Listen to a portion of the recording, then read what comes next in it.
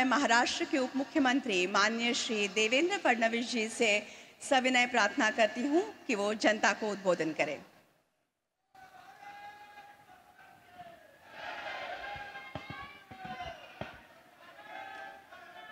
हिंदवी स्वराज्याचे सरसंस्थापक छत्रपती शिवरायांना मानाचा मुजरा करतो। भारतीय राज्यघटनेचे शिल्पकार भारतरत्न डॉक्टर बाबासाहेब आंबेडकर यांना मानवंदना अर्पित करतो। आज आपल्या सर्वांकरताच ही अत्यंत आनंदाची गोष्ट आहे की सलग तिसऱ्यांदा भारताचे प्रधानमंत्री होण्याचा कीर्तिमान स्थापित करणारे आपल्या सर्वांचे लाडके प्रधानमंत्री माननीय मोदीजी पहिल्यांदा महाराष्ट्रात येत आहेत। त्यांचं जोरदार आपल्या सगळ्यांच्या वतीनं मी या ठिकाणी स्वागत करतो।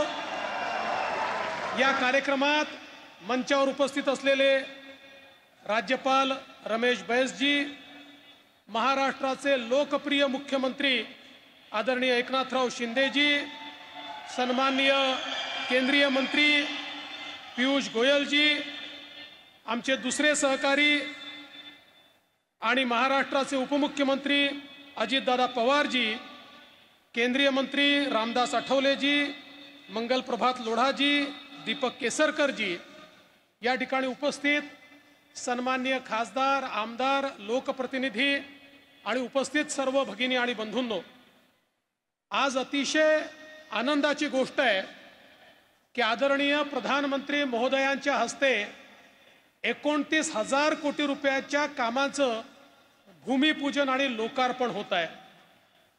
आदरणीय प्रधानमंत्रीजी, आपला जो कार्यकाळ आहे हा जसा गरीब कल्याणाच्या अजेंड्याकरता लोक लक्षात ठेवतील, तसंच अतिशय अभूतपूर्व अशा पायाभूत सुविधांच्या इन्फ्रास्ट्रक्चर प्रोजेक्टबद्दल देखील आपलं नाव हे निश्चितपणे इतिहासामध्ये लिहिलं जाईल।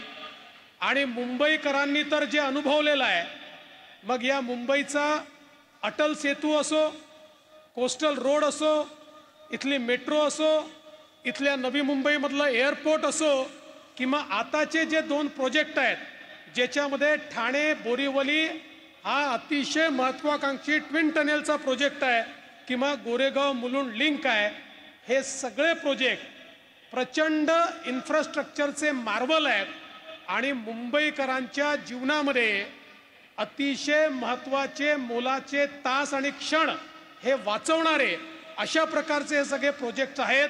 आणि म्हणून मी आपले आभार मानतो, माननीय मुख्यमंत्र्यांचं देखील मनापासून या ठिकाणी अभिनंदन करतो।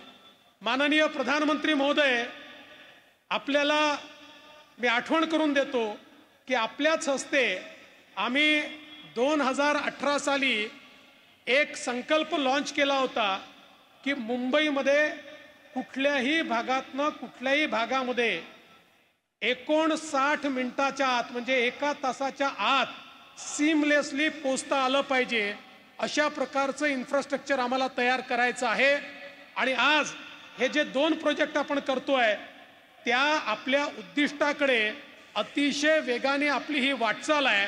आणि ज्यावेळेस आपल्याच हस्ते आमच्या अंडरग्राउंड मेट्रोचं या ठिकाणी उद्घाटन होईल, मला विश्वास आहे मुंबईतलं चित्र हे पूर्णपणे बदललेलं असेल आणि याचं संपूर्ण श्रेय हे आपल्याला आणि महायुतीच्या सरकारला या ठिकाणी मिळेल। आणि म्हणून आपला अधिक वेळ न घेता या ठिकाणी आज जे विविध प्रकल्प आपण आम्हाला दिलेले आहेत त्या सर्व प्रकल्पांकरता आपले आभार मानतो। पुन्हा एकदा तमाम मुंबईकरांच्या वतीनं आणि महाराष्ट्राच्या 12 कोटी जनतेच्या वतीनं आपले मनपूर्वक स्वागत करतो आणि माझं बोलणं संपवतो। जय हिंद, जय महाराष्ट्र।